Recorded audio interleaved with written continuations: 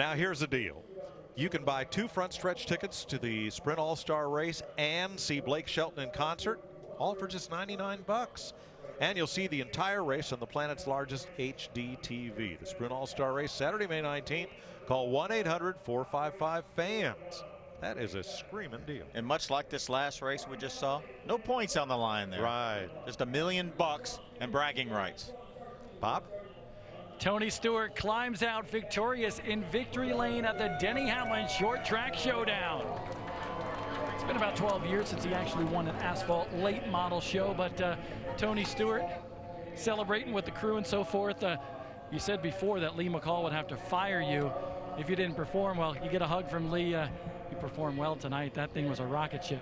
Yeah, it was fast. This JD Byrider off Steeple Mobile and Chevy was just really, really quick today, and we were a little bit loose the first segment back to the gas, and Lee made a great adjustment there, and it would rotate the corner so good, and we just get back in the gas so early with this thing. So just tried to take care of the tires and make sure that I wasn't abusing them to where we had something at the end. But I was worried about Burton. I mean, he was really strong, and he's done this a long time. I was afraid he had saved a lot more than I had, so I was worried about him on that last restart. You've won so many races from dirt to asphalt and all over the place, but what does this win mean to you here tonight against your colleagues and also some of the best in the late model stock car world in the Southeast?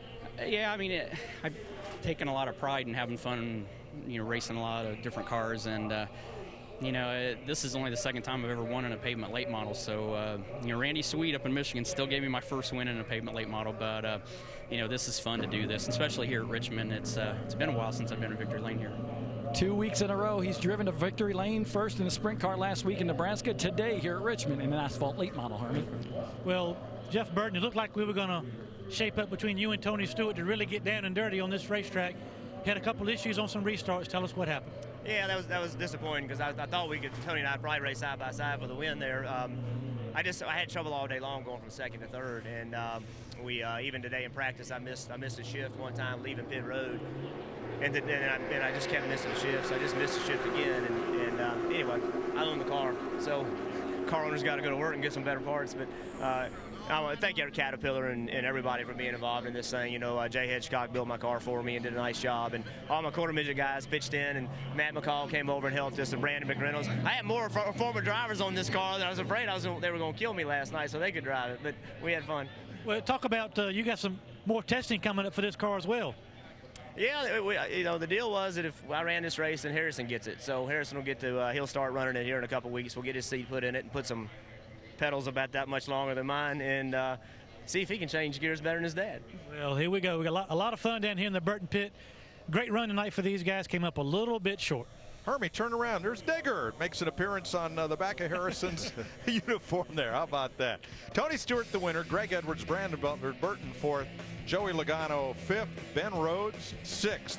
And those first 6 cars were all right together. And Jason White does a nice job starting from the very back, as Denny said, with no practice, and gets a top 10 finish. Garrett Campbell 10th, Falk and Wallace also in the top 10. Clint King, Ronnie Bassett, Justin Johnson, Monteith Braden, and Chase Elliott. Pena, Howard, Self, and Turlington, the top 20. Here is the rest of the field. 29 cars running on the lead lap at the conclusion. Great event, though. Just a super event. Everyone had a good time, and a lot of money was raised, hopefully, for great causes. Bob?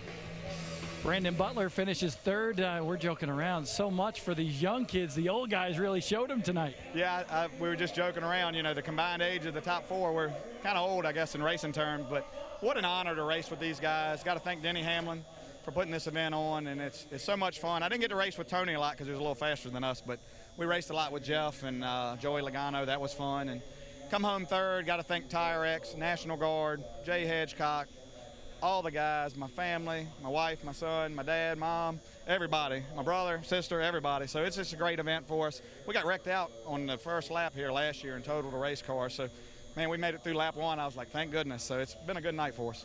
I want to know from your perspective, a Southern late model stock car guy, how much does this race mean to you? An awful lot, Bob. I mean, it's it's a dream to race with these guys. I've been fortunate enough to run with a lot of them before, and I've run some bush races out here, but it's just always good to get out here and you know, I guess I hadn't been racing a whole lot the last few years, so people start to wonder if you can still do it. But I feel like we can still do it with the best of them. So, and I think we did tonight. Brandon Butler can sure still get the job done, Hermie. Well, Joey Logano, you slowly worked your way towards the front. But that last restart, where did you come from? Oh, I just got lucky. The 31 missed the gear, couldn't get into gear. I don't know what it was. He said something was wrong with his transmission. So I was in the right lane. I just kept on going. So every restart is where we made our speed up. We weren't that fast. We were fifth place car. We finished fifth is the way I look at it. You know, we tried to swing through the fences there in our halfway break or three-quarter break. You know, it just got too tight. And I got up to second. I was like, yeah, heck yeah, I got something for him here. And then Tony's car is just so fast. It turned so good at the front that I couldn't keep up. And then I was just trying to hold everyone off. And I screwed up off of two. I'd get tight, and I just hit the gas and hustle and try to throw the back around. And I threw it around too much off of two, and I had to catch it, and I lost another spot. So that part was a little frustrating, but it was fun to get up there. And these cars are so much fun to drive. You know, you get to just slide them around, beat and bang, no points. You know, and these fiberglass bodies, it's not like you knock fenders in and get flat tires. So thank Jamie Cottle and all the guys for you know, giving me a great piece and having fun tonight. And you did a little work in the broadcast booth early tonight. I thought you did good, but me being from Emporia, I couldn't understand anything you were saying. Yeah, I can't understand anything you're saying half the time. So, I'm not from Virginia, or wherever. Were you West Virginia or regular Virginia? Oh, no, not West Virginia. I'm from Virginia. You don't claim that part. Okay. Can I send it back to the booth? Please do. I'm going to send it back to the booth with Mike Joy. Thanks, Joey. Good job. He's getting the hang of this, isn't he? Yeah, I think so. Check out the website, DennyHamlinFoundation.org, or call the number at the bottom of the screen to help the Denny Hamlin Foundation in their quest to find a cure for cystic fibrosis and to benefit the other great charities that we've mentioned. Phil, it's neat that the drivers take this event so seriously. It's kind of like the asphalt version of the Prelude to the Dream, Tony Stewart's charity race at Eldora, Ohio every year. For dirt late models, we have this on pavement, you know, and have it at a cup track. And great racers from across America that don't always get the TV time have a chance to battle the fellows who are their heroes.